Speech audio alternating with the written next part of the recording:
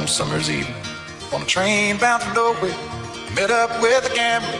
We were both too tired to sleep, so we took turns of staring out the window at the darkness. The boredom overtook us, and he began to speak.